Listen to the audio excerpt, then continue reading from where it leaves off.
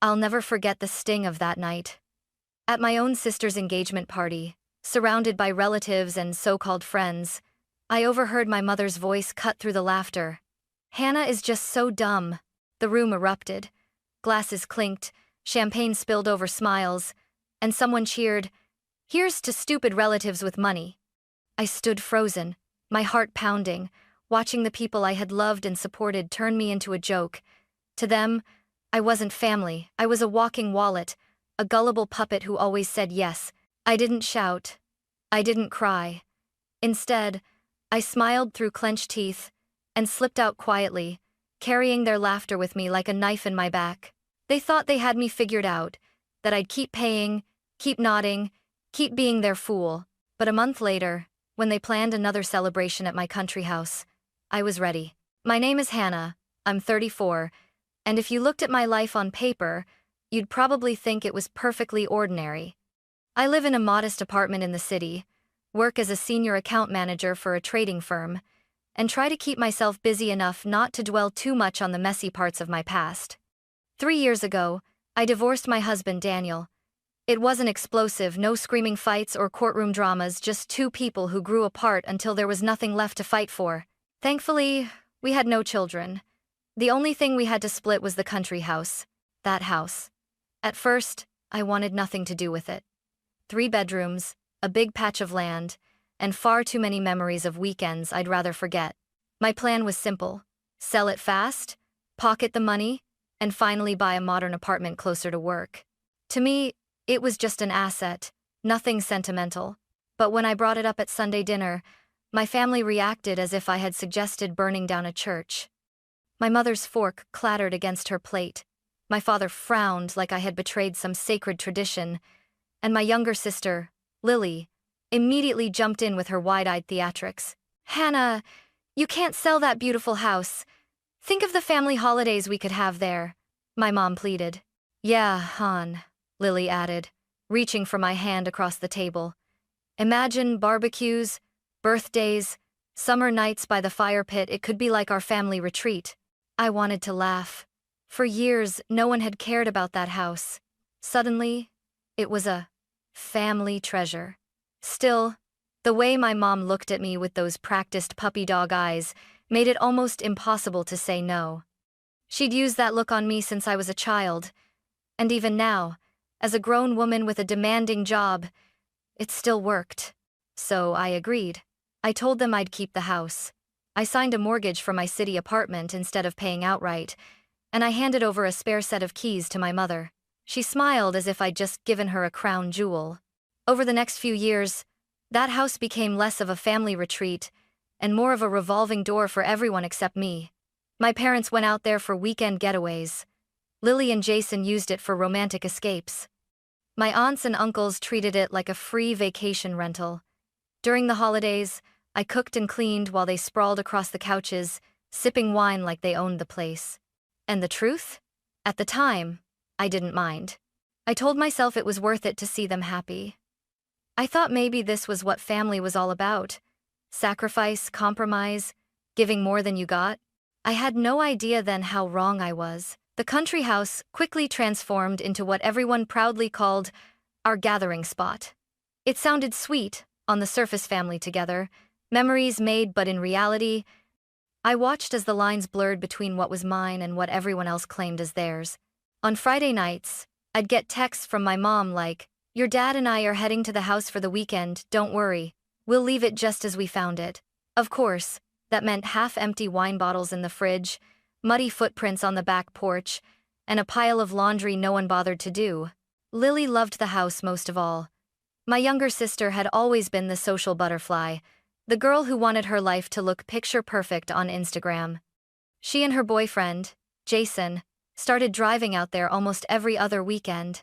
Sometimes I'd find flower petals on the deck, champagne corks in the yard, or forgotten clothing tucked into drawers. It was like watching my house slowly become the backdrop for their love story, not mine. Holidays were the worst. Thanksgiving, Christmas, 4th of July, you name it, the house became swarmed. My aunts Nancy and Susan would take over the kitchen, barking orders at me as if I were the help. My uncles Paul and Greg would park themselves in front of the TV, shouting at the game while leaving greasy fingerprints on the furniture.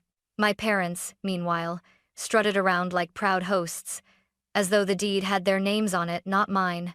Jason's parents even started showing up. Linda and George were polite enough, but I couldn't shake the sting that I was footing the bill. Utilities, maintenance, cleaning, while strangers enjoyed the perks. They treated me warmly, of course, but it always felt like pity, like I was that nice sister who worked hard but never quite measured up. And through it all, I convinced myself it was fine. I told myself, Hannah, you're building goodwill.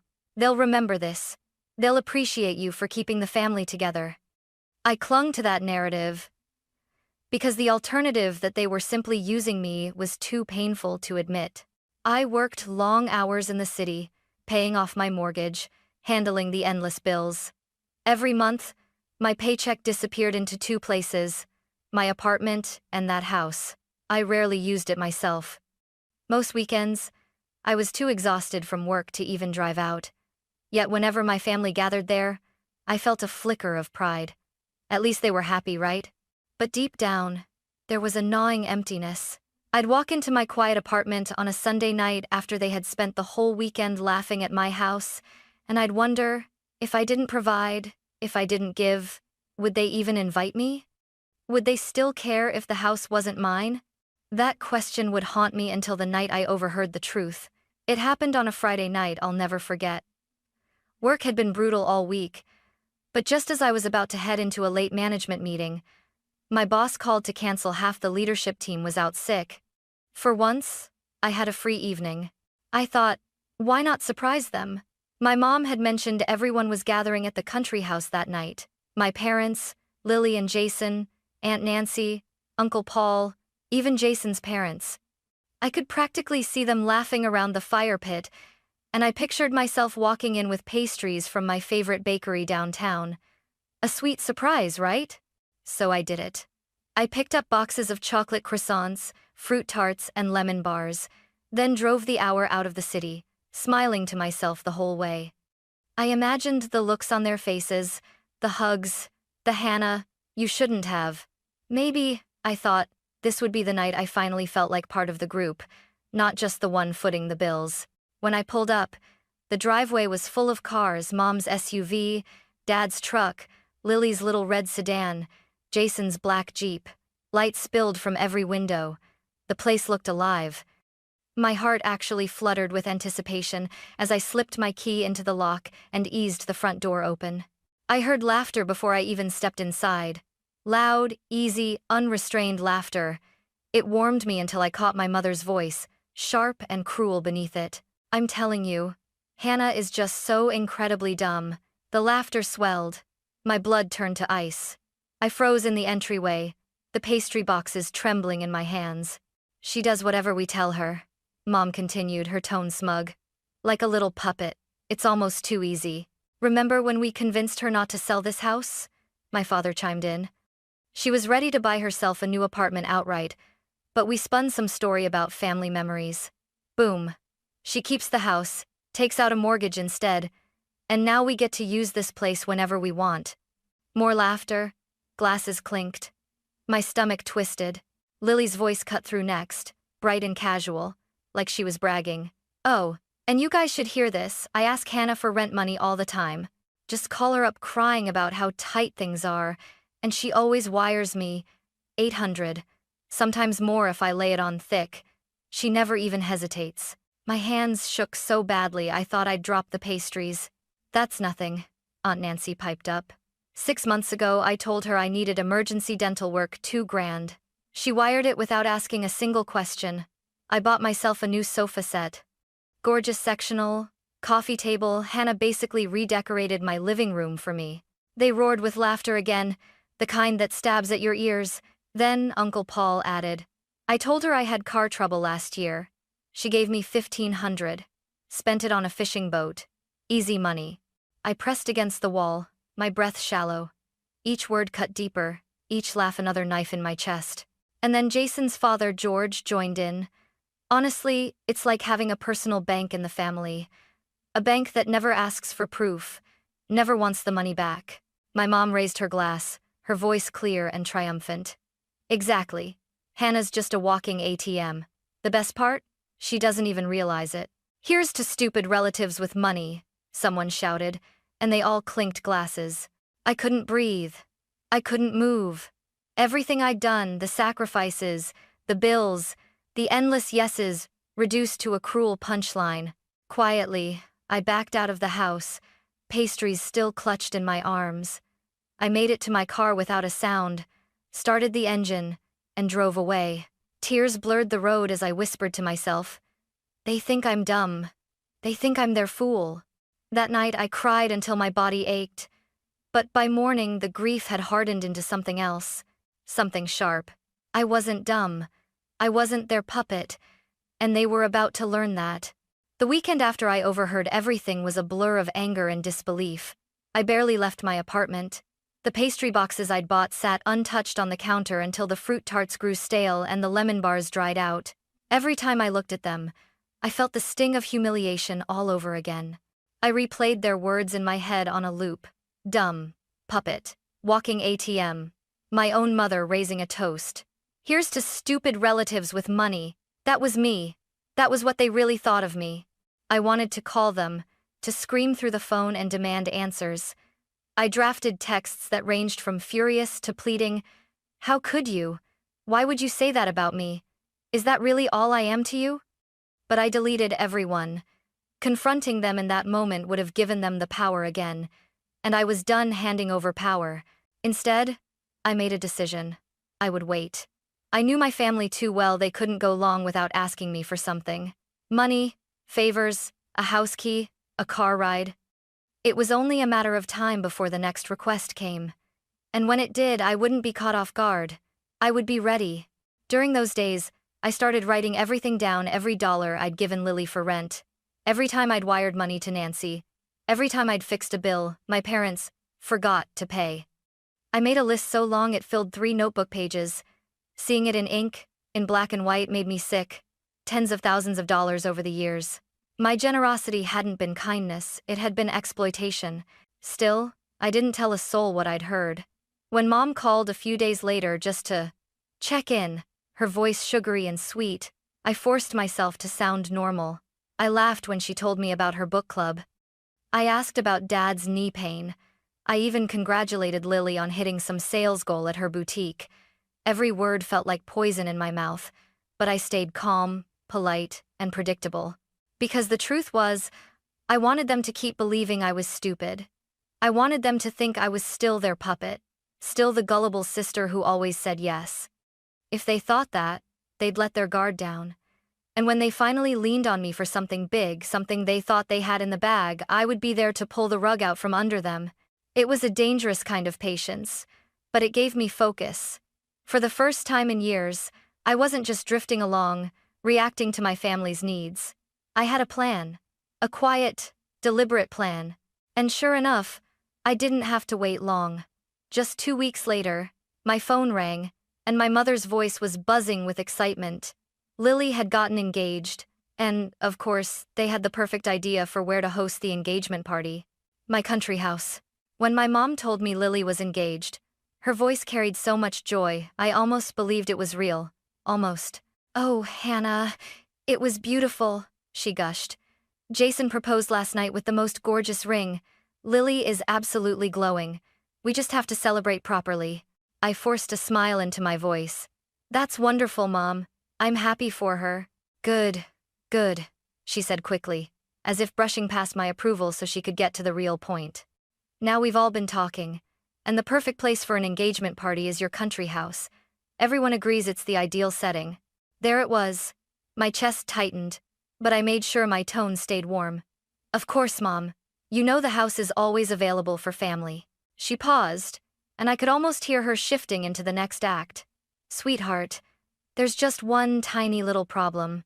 We want this party to be really special for Lily and Jason, you know, with proper catering, flowers, lights, maybe even a live band. But," her voice softened to a practiced whimper, "we're a little short on funds right now." I clenched my teeth and kept my voice soft. "Oh no, that's too bad. We need about $5,000 to make it happen," she continued. I know it's a lot, but Lily only gets engaged once, and you're her only sister. This is the moment she'll remember for the rest of her life. 5,000. Exactly what they'd laughed about that night. I pictured them around my living room, glasses raised, planning to bleed me dry. I could feel my pulse hammering in my ears, but I didn't let even a flicker of anger show. Wow, I said slowly. 5,000 is, yeah, that's a big number. It is, Mom sighed, her tone dripping with false sadness. But you make good money, and Lily has always looked up to you. It would mean the world if you could make this happen. I let a beat of silence hang between us before I delivered my line. I wish I could help right now, but I just had some unexpected expenses. My emergency fund is tapped out. The disappointment in her silence was delicious. Then, right on cue, she offered the bait. Well, maybe. Maybe your dad and I, along with Lily and Jason, could pay for everything up front. Then, when you're able, you can just pay us back. There it was. The exact trap they thought they were setting for me. That sounds fair, I said smoothly. Go ahead and book whatever you need. I'll reimburse you later. She gasped with joy. Oh, Hannah, you're an angel. I'll call the caterer first thing tomorrow. When we hung up, I sat in silence, staring at my reflection in the darkened window. My face looked calm, but inside, the storm was raging. They thought they'd won again. They thought I was still the gullible fool with open pockets. But this time, the game was mine. The next day, I called a locksmith named Frank and scheduled him to meet me at the country house the night before the engagement party. I told him I wanted every single lock changed: front door, back door, even the sliding glass one by the patio. He didn't ask questions, just promised he'd be there with new hardware and keys. Friday evening, I drove out to the house. Sure enough, they'd already been there, decorating like it was some kind of fairy tale. White streamers fluttered across the porch, balloons bobbed in the breeze, and twinkling lights draped along the hedges. Inside, the dining room was transformed with linen-covered tables and crystal glasses. It was beautiful, perfect. Even, for a fleeting moment, I almost felt guilty. Almost. Frank arrived right on time. By 7, every lock was changed. He handed me the new keys, and I tucked them into my purse with a sense of finality. Then I walked through the house slowly, pulling down every streamer, every balloon, every ribbon. I stuffed them into black garbage bags until my arms ached. The perfect decorations, reduced to trash. When I was finished, I dragged the bags to the side of the house, where they'd be visible the next day, just waiting for someone to notice. Finally, I pulled out my phone and typed a message to my mom. Hey, not feeling well. I think I'm coming down with something. I'll have to skip the party tomorrow, don't want to get anyone sick. Her reply came an hour later. That's fine, feel better. No concern. No. Do you need anything? No. Hope you're okay. Just cold acceptance. Which only proved what I already knew. She was relieved I wouldn't be there. I set my phone aside and smiled to myself. Tomorrow, the real party would begin. Saturday morning, I woke up later than usual, made myself a big breakfast, and sat back with a cup of coffee like it was any other weekend. But inside, I was buzzing. Today was the day. Today, my family would realize the puppet had finally cut her strings. By early afternoon, my phone started buzzing. First, a text from Mom. We're here, but our keys don't work. Did you change something? I smiled and set the phone face down. A few minutes later, Dad called. Then Lily. Then Jason. I let them all ring out. Finally, I glanced at the flurry of texts. The locks don't fit. Hannah, what's going on? This is crazy. We have guests here. The caterer is outside. I leaned back, chewed another bite of pizza I'd ordered, and let them stew. After about half an hour, the calls became frantic. When Mom's name lit up again, I finally swiped to answer. Hannah! Thank God.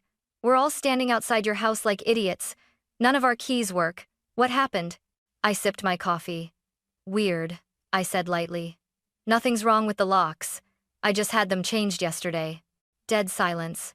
I could practically hear the blood draining from her face. You changed the locks? She stammered. Why would you do that? Well, Mom, I said calmly. I figured it was time to protect my property, especially after hearing what you all really think of me. Her voice trembled. What do you mean? We would never. I cut her off. Don't lie. I heard it all. That night, a few weeks ago, you called me dumb. Dad bragged about tricking me into keeping the house. Lily laughed about scamming rent money. Aunt Nancy redecorated her living room with my so-called dental emergency money. Uncle Paul bought a boat with my car repair loan. Ring a bell? In the background, I heard muffled voices, panic, denial, maybe even Jason whispering, "What is she talking about?" "Hannah, honey," Mom said quickly, switching into her sugary tone. "You misunderstood. We were just joking around." "Joking?" I snapped. "You think it's funny to mock me as a walking ATM? To raise a toast to stupid relatives with money?" I heard every word. Every single word. Her voice cracked. "You're being ridiculous. Families help each other. That's all this is." "No, Mom," I said coldly. "Helping is when you ask and repay. Helping is when you appreciate the sacrifice. What you've been doing is stealing. You all knew I'd say yes, and you used me until it became entertainment." Then Lily grabbed the phone, her voice shrill and furious. "Hannah, you're ruining everything. We spent thousands on this party. Jason's parents are here, the food is here, everyone is waiting, and you're making us look like fools." "Funny," I said, almost laughing. "I thought you already decided I was the fool." "This is my special day," she wailed. "You can't just lock us out." "I already took down all your decorations," I told her, my voice steady. "They're in garbage bags by the side of the house. You can pick them up on your way out." "You're being a brat," she screeched. "If you don't let us in, we'll break down the door." I smiled into the phone. "No, you won't. Because I have cameras all over that property and a live alarm system. The second you touch my door, the police will be on their way. So go ahead. Lily, try it. See how your perfect engagement party looks with squad cars in the background." I could hear her crying before she shoved the phone back at Mom. "Hannah, please," Mom begged. "We can work this out. Just let us in. We'll talk like adults." "There's nothing left to talk about," I replied. "I told you I couldn't give you 5-0. You spent it anyway, hoping you could guilt me later.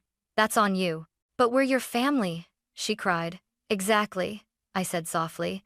"And that makes it worse. You don't just scam strangers. You scam your own daughter, your own sister, your own niece. That's not family, that's exploitation." Her voice broke.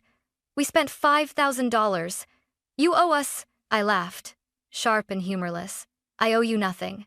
Take your food, your decorations, and your entitled guests, and get off my property. You are no longer welcome there." Her voice dropped to a whisper. "You don't mean that." "Oh, I do," I said firmly. "I'm done being your puppet. I'm done being the stupid sister who pays for everything. I'm done with all of you." Before she could respond, I hung up. For the next hour, I watched through my security app as they scrambled around the driveway, making frantic phone calls, shoving trays of catered food back into vans, tearing down the leftover decorations. Jason's parents looked mortified. Jason looked lost, and Lily cried so hard her mascara streaked down her cheeks. It was the sweetest, most satisfying show I'd ever seen. The next morning I was barely out of bed when there was pounding on my apartment door. Heavy, angry pounding that rattled the frame. I looked through the peephole. My parents stood there, flanking Lily, all three of them looking like storm clouds. My stomach tightened, but instead of fear, I felt a surge of calm. This was the moment I'd been waiting for. I opened the door just enough to lean on it. "What do you want?" Dad immediately shoved past me into the apartment, Mom and Lily following close behind. "We need to talk," he barked. "You ruined everything!" Lily screamed, her eyes bloodshot from crying. "My engagement party was destroyed, and it's all your fault." I folded my arms. "No, Lily. It's your fault for assuming I was stupid enough to fund it after hearing how you all laughed about me." Her face went red. "You owe us $5,000, she screeched. "We already paid for the food, the decorations, everything. You promised." "I promised nothing." I cut her off. "What I said was, you go ahead and book what you want, and I'll pay you back when I can. You spent money you didn't have, betting on me to bail you out. That gamble just failed. Mom stepped forward, her voice shrill. Hannah, this isn't fair. We're your family. You owe us for everything we've done for you. I laughed so hard I nearly doubled over. Done for me? What exactly have you done for me, Mom? Besides manipulate me into keeping a house I didn't even want? Besides calling me names behind my back and draining my savings account one fake sob story at a time? Her face paled, and I saw her realize I wasn't bluffing. You set us up, she whispered. You did this on purpose. I met her eyes coldly. Of course I did. You called me dumb, remember? Turns out, I'm not as stupid as you thought. I knew you'd ask for money again. I let you hang yourselves with your own greed. Dad slammed his fist on my kitchen counter. Until you apologize and pay us back, we're not speaking to you again. I smiled. Perfect. Saves me the trouble of cutting you out myself. You can't mean that, Mom said weakly. We're family. Dead serious, I replied. I'm done being your personal ATM. I'm done being the sister who's always too dumb to say no. From now on, I'm saying no, to all of you. Lily's voice cracked. But I'm your sister. You're also the same sister who bragged about scamming me for rent money in front of everyone. Remember that, Lily? Because I do. She bit her lip, tears streaming down her face, but I didn't flinch. I walked to the door, pulled it open, and pointed out into the hall. Get out. For a moment, no one moved. Then Dad muttered something under his breath, grabbed Lily by the arm, and stormed past me. Mom lingered just long enough to look at me with something like fear before following. When the door clicked shut behind them, I leaned against it, heart pounding, lungs heaving, and then I laughed. A laugh so free and light, it felt like years of chains had just fallen away. They wanted to silence me with guilt. Instead, I silenced them with the truth, and I wasn't done yet. It's been 6 months since that showdown in my apartment, and I can honestly say I've never felt lighter. I didn't sell the country house. Instead, I signed a contract with a real estate agency and turned it into a short-term vacation rental. The income covers most of my city mortgage, and then some. Now, instead of dreading my family's constant intrusions, I watch cheerful reviews from happy guests who actually respect the place and pay to stay there. As for Lily's wedding, I found out through Facebook that she and Jason tied the knot in a modest church ceremony last month. No invitations sent my way, of course. No surprise there. I didn't send a gift either. It felt strangely freeing, knowing I wasn't expected to bankroll their fairy tale anymore. My parents have tried to reach me a few times, an email here, a message through a mutual friend there, but I don't respond. The moment I hear their names, I shut the door. Some people call it harsh. I call it survival.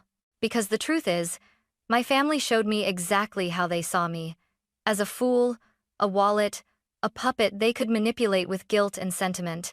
They toasted to my stupidity, laughing as they drained me. I can't forget that, and I won't forgive it. What I can do is move forward. I fill my weekends with trips to places I choose, dinners with friends who see me as more than a bank account, quiet evenings reading without waiting for the phone to ring with another fake emergency. Sometimes I think about that night, standing frozen in my own doorway, pastries trembling in my hands as I listened to them tear me apart.